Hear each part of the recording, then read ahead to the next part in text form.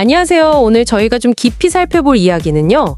경상국립대학교에서 있었던 일입니다. 네.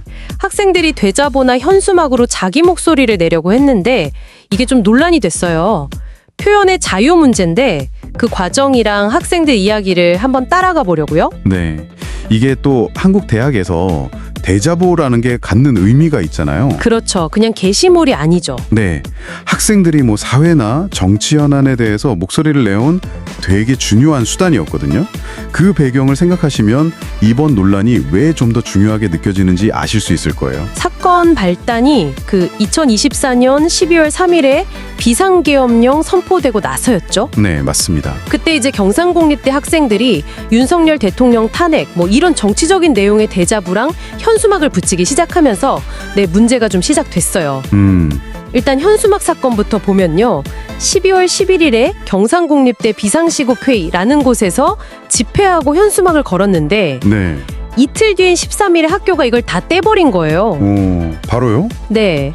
근데 학교 측에서는 처음엔 뭐 내부 소통 문제였다 이러면서 비용도 보상해 주겠다 이랬다는데 네네. 그런 해명이 있었죠.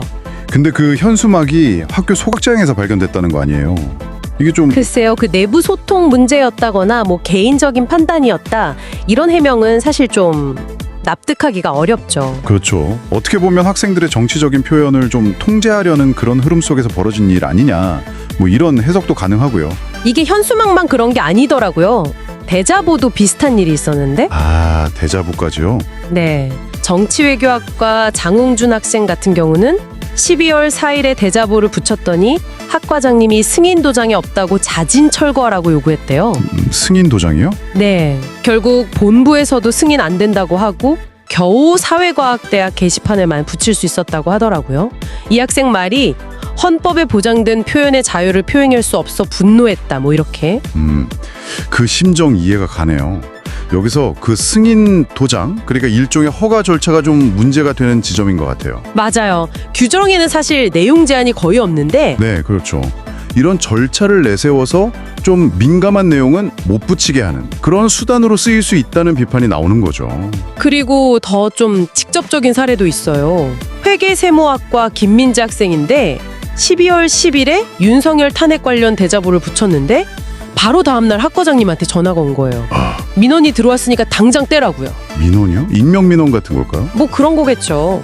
근데 이 학생이 표현의 자유 아니냐 못 된다 이렇게 버텼는데 아니 통화하는 중에 학과장님이 직접 그걸 막 떼어버리셨다는 거예요. 와, 직접이요? 그건 좀... 네. 김민지 학생 말로는 다른 홍보물 중에는 도장 없이 붙여 있는 것도 많은데 왜 유독 정치적인 대자보만 문제 삼느냐 이건 잘못됐다 이렇게 비판하더라고요. 그렇죠.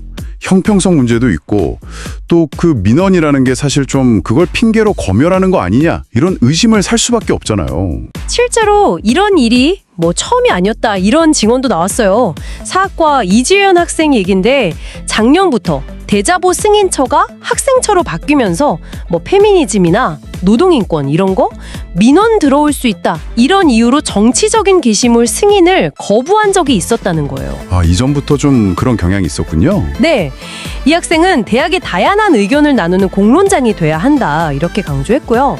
여기서 이제 규정이랑 현실이 얼마나 다른지가 딱 보이는 거죠. 맞아요. 그 규정을 보면요. 2023년 2월 16일 시행된 규정인데 영리 목적, 불법 내용, 공간 부족, 규격 미달 뭐 이런 거 아니면 게시 못할 이유가 없거든요. 그렇죠. 정치적 내용이라서 안 된다 이런 말은 없죠. 전혀 없어요. 근데 실제로는 그 정치적인 내용이 딱 걸리는 거예요. 허가제처럼 운영되거나 민원을 핑계대거나. 네, 어떻게 보면 규정 외적인 방식으로 검열이 이루어지고 있는 셈인데 이게 2022년에 국가인권위원회에서도 대학 내 홍보물, 허가제가 학생들 표현의 자유를 너무 제한한다.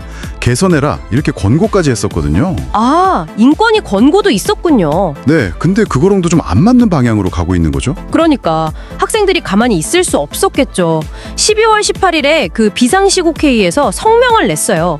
대자보 현수막 검열 철폐하고 표현의 자유 확대하라고요. 네, 목소리를 냈군요. 네, 지금 규정이 면허 분위기라는 좀 애매한 이유로 사실상 사전 허가제처럼 운영되고 있다.